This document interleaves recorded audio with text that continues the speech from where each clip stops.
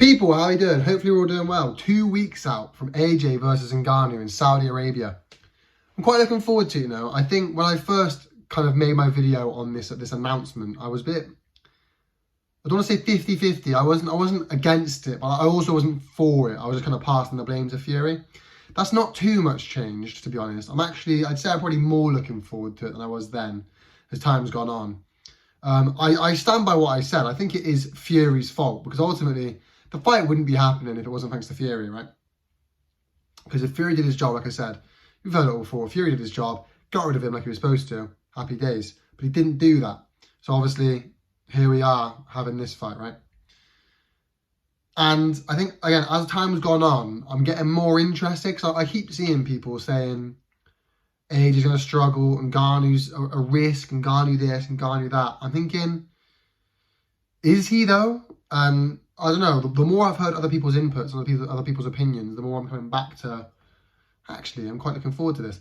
The other aspect, I think is probably worth noting, is, look, you can say what you want about the Saudi Arabian fights. There's no atmosphere, which I get, because the stadiums, they're not very big and then they're half empty. So I get that, and you know, who are there are just massive. The people they're paying to bring over, like Ronaldo, is paying to be there. So you can say there's no atmosphere, and there's definitely argument to that. But what you can't deny is we're seeing big fights, and this is another example. Simply because of the Fury and Ngannou result, this is a big fight, because Fury couldn't get rid of Ngannou. So that makes you think, right? It's like, I don't know, it's like during COVID when we had fights in Eddie Hearn's backyard, and you're thinking, well, I don't really want to see that, but it's that or nothing. It's that, you know, this is what I'm saying now. Yeah, I don't want to see the undisputed fight in Riyadh, Saudi Arabia. I'd rather see it in Vegas. I'd rather see it in, you know, in Tottenham Hotspur Stadium in London. I'd rather see it in Wembley. Do you know what I mean? I'd rather see it in Madison Square Garden. The list goes on. My first kind of pick would not be Saudi Arabia. But at the end of the day, do you want to see it? Because we've been waiting years to see this, back when it was AJ Wilder, and we never did. So you've got to ask yourself, would you rather see it or not? And if you would rather see it, unfortunately, this is how it's going to be. And this is another one of those examples. AJ and Ngannou is a big fight, because Ngannou, you know, stayed in there with Fury, two big heavyweights, two massive guys, big punchers, Ngannou with the UFC. It's a big fight, and we probably wouldn't see it back in the UK. So do you want to see it or not? Is what it boils down to. And I think that's why I'm kind of like, I'm okay with it. I'm okay with it. I think it's probably worth talking about, you know, the undercard, because I think quite a few of the fights has, you know, gone under the radar. You've got Ray Vargas versus Nick Ball. That's a huge fight, I think. That's certainly a very, very good fight. No one's even mentioned that. So I'm looking forward to that. You know, more to the point, you've got Zhang Parker on the undercard. That's a main event fight, but that's on the undercard. And, you know, there's a few people mentioning it, but not many. And you're kind of thinking, why? Because it's like I said, it's a main event fight. And, you know, if it wasn't Zhang Parker, it would be either Zhang Wilder or it would be Joyce Wilder. Because obviously, that was a huge fight we were talking about. The chin versus the puncher. Joyce with the chin, Wilder with the punch. Who's better? Who's stronger? Who's going to get the victory? But Zhang beats Joyce. He steps in. Parker beats Wilder. He steps in. You know, these guys dethrone them. They push them to the side. This is a big fight. This is a main event fight, and we're sitting on the undercard. Again, it comes down to, you wouldn't see cards like this unless it was in Saudi Arabia. That all said, I'm not going to, you know, I'll probably do another video right before the fight.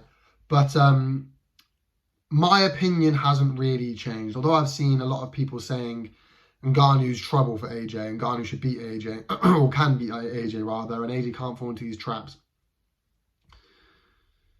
I think AJ's got to be a huge favourite, and I just don't see how Ngannou beats AJ. And I don't see it even being close, really. Unless Ngannou can clip him, which of course in heavyweight boxing, you just never know. There's, you know, one punch can change the fight, is probably never been more true than in any division other than heavyweights. And styles make fights. are the two things. There are two sayings that pretty much encompass the whole of the heavyweight division. Styles make fights, one punch can change everything. And Mike Tyson once famously said everyone's got a game plan to get punched in the face, so AJ can go in there and Ngannou clips him and that's it.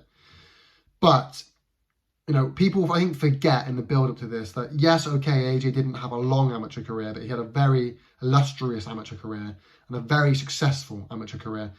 He, won the ABAs. I think he made him second in the ABAs. No, he won the ABAs and then came second in the World Championships, then won gold at the Olympics, somewhat controversially in the final. Won, 3-4 years of boxing? Then turned over pro. Like, you forget he's got that amateur pedigree. And he's done very, two-time unified heavyweight champion.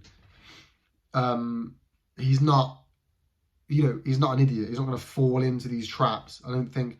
And he also got Ben Davison in the corner, who's a very, very good trainer and wouldn't let him fall into these traps. So I think that's just a bit of a silly thing. Oh, you don't fall into his traps. Well, obviously he's going to try not to. And I don't think he's inexperienced enough to do that. AJ can just stand behind his jab and box on the back foot the whole time. Just jab, jab, jab. He could do that and just outbox him, cruise his way to a 10-round decision. I don't think that's what he's going to do. I think he might win on points, but I don't think he's going to do it. I think he's going to go in there and try and put a statement to the whole of the heavyweight division, Fury included, Fury almost exclusively, and try to stop him. I think he's going to go in there, he's going to stay, try and sort of wear him down and tear him apart through his jab, body work, he loves his little left hook, so try and do things like that, and I think eventually he'll get to him. I do think it'll be Ngannou's not going to quit. I don't think Ngannou's trainers, I don't think Ngannou would let his trainers make him quit on the stall like Otto Wallin, but I think the ref could step in. I don't think AJ's going to knock him clean out. Ngannou's just never, I don't know, Ngannou's never been stopped, but I can see the ref stopping it. After round 6, between 6 and 10, like maybe 9, 8, I just think AJ's going to get to him. It won't be close because, again, like I say, styles make fights. MMA fighters, of course, they've got a bit of boxing ability. Of course, it's MMA. And their boxing ability essentially revolves around inside fighting. Because when you're in MMA looking for takedowns, kicking and all this, you fight on the inside. Fury fought Ngannou on the inside boxing. So he got clipped with the counter, got dropped. And that's why it was so tough, because he was boxing Ngannou how Ngannou wanted him to, on the inside. AJ's not going to do that. AJ's not going to box on the inside, because that's what UFC fighters and MMA fighters know how to do. AJ's going to box on the outside, which I'd argue AJ likes doing more. Half the reason people are saying AJ's scared and AJ's trigger shy and all of this is because AJ doesn't box on the inside, he boxes on the outside. So I think that'll be a trouble for Ngannou. I don't think Ngannou will be able to figure it out. He says, AJ's an orthodox fighter, Fury wasn't. Yeah, but neither are MMA fighters. That's what you're used to. You're used to unorthodox fighters fighting on the inside. AJ's an orthodox fighter fighting on the outside. So I just think stars make fights, and it just doesn't seem like it's going to be that close to me. But I just wanted to come on that. 2 weeks out, literally 2 minus 14 days. As of today, it's Friday, and it is in 2 weeks on Friday, March the 8th. I can't wait. I'm actually starting to get more and more excited as it goes up to it. But you let me know if you think I'm completely off there. Do you think it's going to be a close fight? Do you think Ngannou? I think Ngannou can win. I think Ngannou can knock him out. I think if it goes a distance, there's no way Ngannou can outbox AJ. And I also, I think AJ is a better boxer than, I think AJ is certainly a better boxer than Ngannou, right? So if it goes a distance, I don't see how Ngannou beats AJ. And yes, Ngannou can knock him out. I just don't think AJ will give him the chance. So that's my opinion. Either points AJ, quite a comfortable one, or it's going to be 8 or 9 stoppage by ref. Let me know what you think down below, people. Thank you so much for watching. Like, subscribe, comment. You know how YouTube works. Peace.